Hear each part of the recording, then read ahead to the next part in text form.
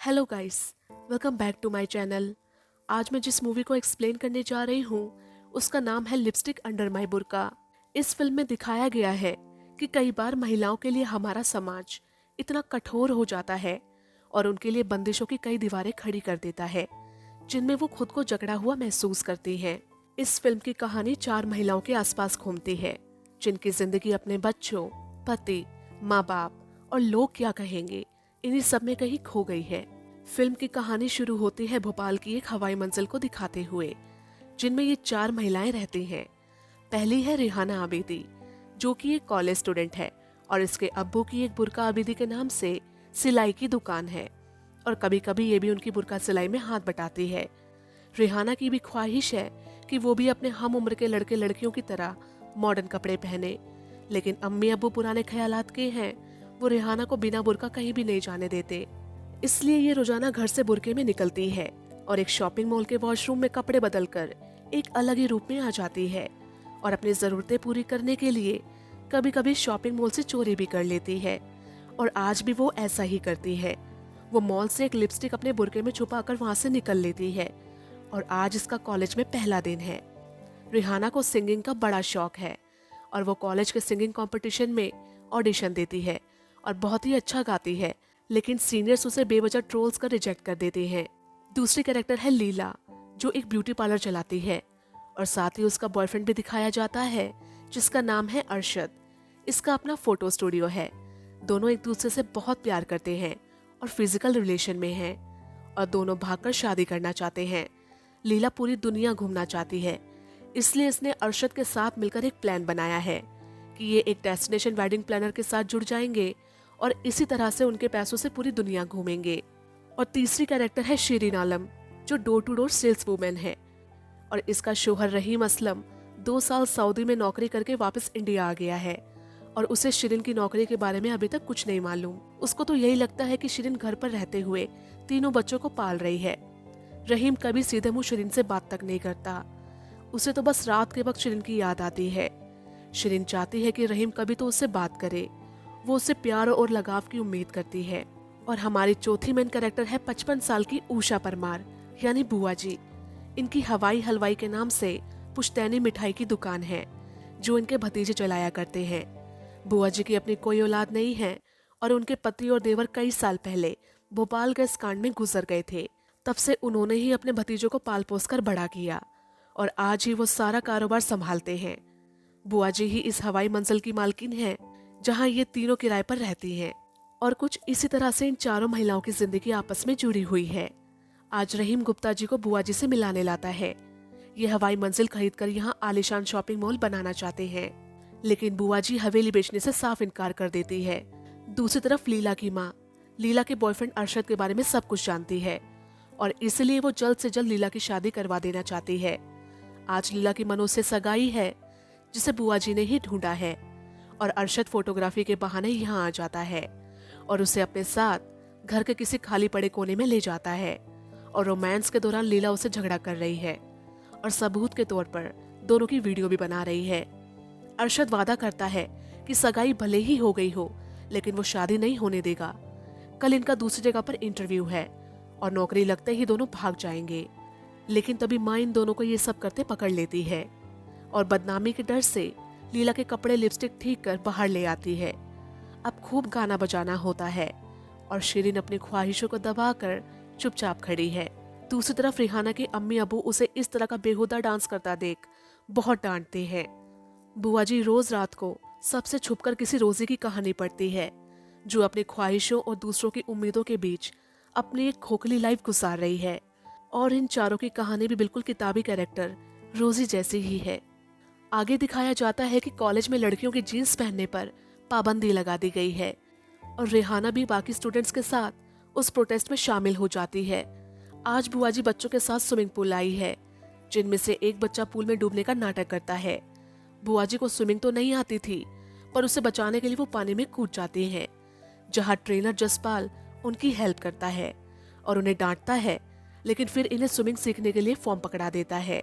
दूसरी तरफ Shirin lady doctor के पास आई है जहां डॉक्टर उसे बहुत डांटती है और कहती है कि तुम्हारा पति सिर्फ 15 दिनों के लिए इंडिया आता है और उसमें ही तुम्हारे 3 बच्चे और 3 अबॉर्शंस। और अब तो तुमने पिल्स भी लेना शुरू कर दिया है।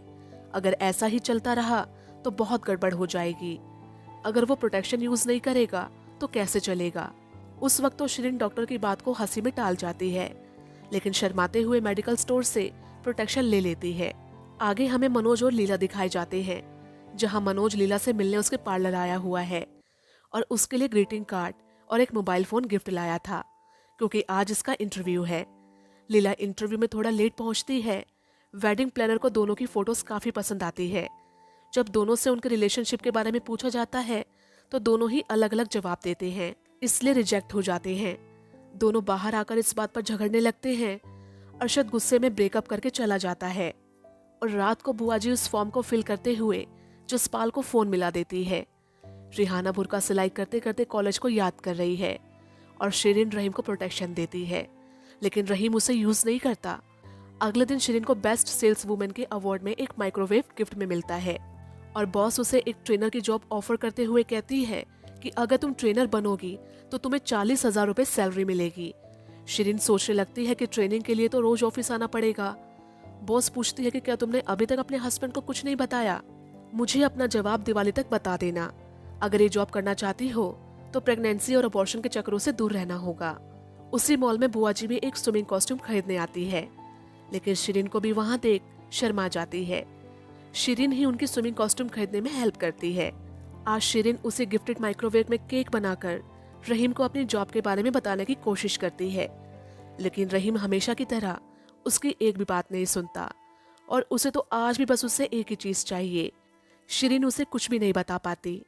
दूसरी तरफ लीला की माँ ने 15 दिन बाद की शादी की डेट फिक्स की है और इसीलिए लीला बहुत टेंशन में है। अगले दिन बुआ जी शर्माते शर्माते नई स्विमिंग कॉस्ट्यूम पहनकर पूल में आ जाती है, जहां जसपाल उनकी मदद करता है। रिहाना की सीनियर नम्रता उससे काफी चिढ़ा करती थी। आज रात को वो रिहाना को पार्टी में बुलाती है और थीम के मुताबिक उसे कॉपर कलर ड्रेस पहननी है और रिहाना ड्रेस और शूज मॉल से चुराकर भाग जाती है। लीला का बाप शराब की लत में अपने पीछे ढेर सारा कर्जा छोड़ गया है, इसलिए माँ पिछले 17 सालों से न्यूड पेंटिंग के लिए मॉडल बनकर नौकरी कर रही है। लीला माँ से कहती है कि तू छोड़ दे ये सब, मैं घर का खर्चा और कर्जा सब संभाल लूंगी। और अपनी माँ की कुर्बानियों को देखकर लीला मनोज से शादी करने को राजी हो जाती है और अरशद को ही अपनी वेडिंग फोटोग्राफी के लिए बुक कर लेती है। बुआ जी रात को जसपाल को कॉल करती है और उसे अपना नाम रोजी बताकर बात करने लगती है और रिहाना आज रात को चुपचाप निकलकर पार्टी में आ जाती है और आज पहली बार वो बियर पीती है और वॉशरूम में उसे नम्रता की प्रेगनेंसी का भी पता चलता है और इनके म्यूजिक बैंड का स्टार ध्रुव उसे किस करने की कोशिश करता है। रिहाना भी ध्रुव को पसंद करती थी, लेकिन उसे किस करने से रोक देती है और रात भर पार्किंग लॉट में सोकर ही रात गुजार देती है। बुआ जी यहाँ जसपाल के साथ स्विमिंग करने में व्यस्त हैं। वहाँ उनकी हवाई मंजिल को खाली कराने के लिए सरकारी ऑफिसर आए हुए हैं। उनका कहना है कि ये 1902 की बिल्डिंग है, दीवारें कमजोर हो चुकी हैं और किसी भी वक्त कोई भी हादसा हो सकता है और इसीलिए इसे गिराना सरकार की जिम्मेदारी है। पर बुआ जी वहाँ सही वक्त पर पहुँच जाती है। वो समझ जाती है कि बेमिसाल बिल्डर्स ने इन्हें पैसे देकर यहाँ भेजा है, इसलिए ये भी इन्हें पैसे देकर यहाँ से चलता करती हैं। आगे हमें शिरीन दिखाई जाती है, जो रहीम के ऑफिस आती है। रहीम बेमिसाल बिल्डर्स के लिए काम करता है और आज ही शिरीन को एक सच पता चलता है कि रहीम ने बेमिसाल बिल्डर्स के आगे एक शर्त रखी थी कि अगर वो हवाई मंजिल का सौदा नहीं करवाएगा तो उसे यहाँ नौकरी नहीं मिलेगी। शिरीन वैसे ही बहुत परेशान है और घर लौटते वक्त वो रहीम को किसी दूसरी औरत के साथ देख लेती है और रात को बुआ जी रोजी बनकर फिर से जसपाल से बात कर रही है। जसपाल पर रोजी की आवाज का जादू चल सा गया है और वो रोजी से फोन पर डर्टी टॉक्स करता है और उषा भी जसपाल की बातें सुनकर खुद को रोक नहीं पाती। आज कॉलेज स्टूडेंट्स जीन्स प्रोटेस्ट कर रहे थे और रेहाना भी उन सभी के साथ अरेस्ट कर ली जाती है। अब्बू उससे लॉकअप से तो छुड़वा लाते हैं, लेकिन वो अब्बू से झूठ बोलती है कि वो प्रोटेस्ट का हिस्सा नहीं थी, वो तो बस वहाँ खड़ी थी और पुलिस ने उसे पकड़ लिया। यहाँ नम्रता अपना अबॉर्शन करवाते हुए रिहाना और ध्रुव का रिलेशनशिप स्टेटस देख रोने लगती है, क्योंकि ध्रुव की ही वजह से वो प्रेग्नेंट हुई थी और रिहाना उसका नेक्स्ट टारगेट है। यहाँ शिरीन रहीम को दूसरी औरत के साथ देख उसका पीछा करने लगती है। जसपाल की आंखें स्विमिंग पूल में रोजी को तलाश कर रही थी। उसे लगता था कि यही लड़की रोजी है जो रात में उसे कॉल करती है और तभी बुआ जी अपनी किताब पूल के पास भूल जाती है। लीला ने शादी के लिए तो हाँ कर दी है, पर वो अरशद को भुला नहीं पा रही। वो खुद को रोक नहीं पाती और अरशद के घर उससे मिलने जाती है। और इंटीमेट होने के दौरान लीला अरशद को बताती है कि उसने अपनी स्कूटी बेचकर पैसों का इंतजाम कर लिया है और शादी के एक दिन पहले ये दिल्ली भागना चाहती है। लेकिन अरशद अब इससे कोई भी मतलब नहीं रखना चाहता। बुआ जी आज रात को जसपाल से बात करते करते इतनी एक्साइट हो जाती है कि ठंडा पानी डालकर उनको खुद को शांत करना पड़ता है। और अगली ही सुबह शिरीन सेल्स वुमेन बनकर उस लेडी के घर आती है और उसे बता देती है कि वो रहीम असलम की वाइफ है और आज दिवाली है। और शिरीन अपने बॉस को प्रमोशन के लिए हाँ कर देती है और रहीम को शिरीन की नौकरी का पता चल जाता है। नम्रता रेहाना को ध्रुव के बारे में पूछने के लिए टेक्स्ट करती है और वहाँ पुलिस आकर उसे रेहाना का पता पूछती है। और आज दिवाली के मौके पर जसपाल भी यहाँ बुआ जी से मिलने आया हुआ है। पहचान के लिए बुआ जी ने बालों में लाल गुलाब लगाया है, पर जसपाल बुआ जी के साथ होकर भी अपनी रोजी को ही तलाश रहा है। लीला मनोज के साथ मेले में घूम रही है और वो जानबूझकर अरशद से फोटो खिंचवाती है उसे जलाने के लिए। वो मनोज को उसके सामने ही किस करने लगती है और दोनों कार में मेकआउट करने लगते हैं। लेकिन मनोज उसे ये कहते हुए रोक देता है कि वो हमेशा से अपना फर्स्ट टाइम बहुत ही स्पेशल चाहता था और हमें शादी तक रुक जाना चाहिए। और यहाँ रेहाना झूला झूलते झूलते ध्रुव को किस कर देती है और उससे अपने प्यार का इजहार करती है। दूसरी तरफ जसपाल, जिसे अभी तक रोजी समझ रहा था, वो लेडी उसे थप्पड़ लगा देती है और जसपाल रोते रोते मेले से चला जाता है। पुलिस के पास रेहाना का शॉप लिफ्टिंग का वीडियो है। पुलिस रेहाना को ढूंढते ढूंढते मेले में पहुंच जाती है और साथ में नम्रता भी थी। वो रेहाना को चोर कहकर बुलाती है और ध्रुव का सच भी उसे बता देती है और पुलिस रेहाना को मेले से अरेस्ट करके ले जाती है। अब्बू उसे फिर से छुड़वा लाते हैं, लेकिन अब से इसका कॉलेज जाना बंद। अब से ये सिर्फ दुकान ही संभालेगी और जल्द से जल्द इसकी शादी कर दी जाएगी। यहाँ अरशद लीला से ब्रेकअप के लिए सॉरी बोलता है और कहता है कि मुझसे गलती हो गई, मैं तेरे साथ दिल्ली जाना चाहता हूँ। अब लीला अपना मोबाइल कार में ही भूल गई थी। वो अपना फोन लेने वापस आती है, लेकिन मनोज ने तब तक लीला की सगाई वाली रात की वीडियो देख ली थी। अब शिरीन रहीम को जॉब के बारे में समझाने की कोशिश करती है, लेकिन आज भी रहीम को शिरीन से बस एक ही चीज चाहिए। शिरीन उसे बताती है कि उसे रहीम की जॉब और दूसरी औरत के बारे में पता चल चुका है, लेकिन रहीम पहले उसके साथ जबरदस्ती इंटीमेट होता है और बाद में कहता है कि कल से जॉब पर जाने की कोई जरूरत नहीं है, बीवी हो शोहर बनने की कोशिश मत करना। अब अचानक ही जसपाल बुआ जी के घर आता है।